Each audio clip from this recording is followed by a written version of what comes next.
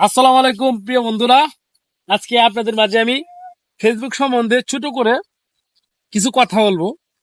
কথাটা বলবো তাদের সম্পর্কে যারা মানে ছোট ইউজার কাজ করতেছে, কিংবা যারা পুরাতন ফেসবুকে এখনো কন্টেন্ট মোটিভেশনটা পান নাই, তাদের বিষয়ে আমি কিছু কথা বলবো। ভাই দেখেন, এইখানে কিন্তু ফেসবুক কোনো ক্রাইটেরিয়া দেয় নাই আমাদের, যে যেমন 60,000 মিনিট ওয়াচ টাইম, 5,000 ফলোয়ার, কিংবা আপনার আইডিতে অনেক পরিমাণ ভিউ লাগবে, কিংবা আপনার আইডিটা অনেক রিচ লাগবে, এঙ্গেজ লাগবে। তা কিন্তু না, পুরোটা মিথ্যা কথা।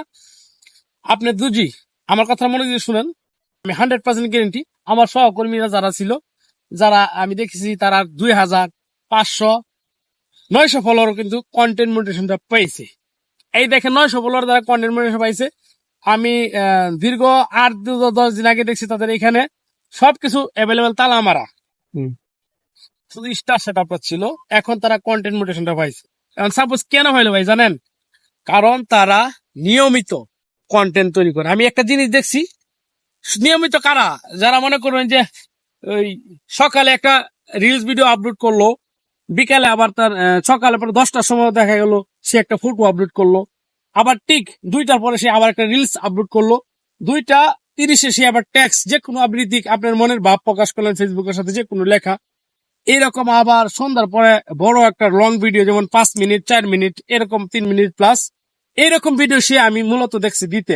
আর আমি যেহেতু সেট আপ করে দিছি, আমি বুকে হাত দিয়ে বলতে পারবো প্রতিটি লুকই কিন্তু ঠিক ওই লুকের মতো এভাবে গাইডলাইন মাইনে কাজ করছে। আর অনেক লুক দেখছি 50টা 20টা ভিডিও প্রতিদিন হোমানে দিতেছে, কিন্তু ভাই ওইগুলা লাভ হবে না।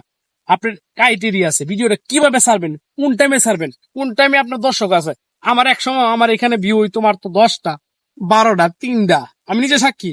আজকে আমি আপনাদের প্রতি চিরকৃতজ্ঞতা প্রকাশ করছি, এই জন্য আমার এখানে এখন অনেক পরিমাণ ভিউ হয়। বিশ্বাস করলে আমার আইডিতে ঢুকেন, মিলিয়ন ভিউ আছে 2-3টা ভিডিওতে। একটা 6 মিলিয়ন প্লাস, একটা 3 মিলিয়ন প্লাস, একটা 9 লাখ প্লাস, একটা 3 লাখ, একটা 4 লাখ। সবই আপনাদের ভালোবাসা। কেন হয়েছে এটা আমি বলি আপনাদেরকে। প্রথমত ভাই, আমরা ফেসবুকে উড়াধুরা কাজ করি, উড়াধুরা কাজ করলে হবে না, ওইটা আগে মানতে হবে, ফেসবুক কি জানতে হবে। আমি কিন্তু সবসময় ছোট বড়দেরকে একটা কথা আমি আমার পক্ষ থেকে তাদেরকে শোনায় দিই, যে আমার কাছে ফেসবুক হচ্ছে মিলন মেলা, ভালোবাসার জায়গা, অনুভূতির স্থান। অনেক ব্যক্তি ভাইয়ারা আছে যে আপনাদেরকে উস্কানি কথা বলবে, যে না ফেসবুকে কাজ করে কিছু হইতো না, কিছু ভাই না কিছু। এগুলা থেকে বিরত থাকবেন ভাই।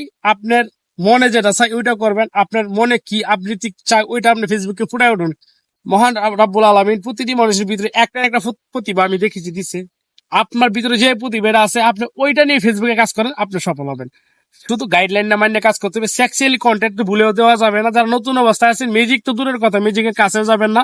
অনেক থার্ড পার্টি আপনাদেরকে প্রশ্ন করতে পারে বা বলতে পারে যে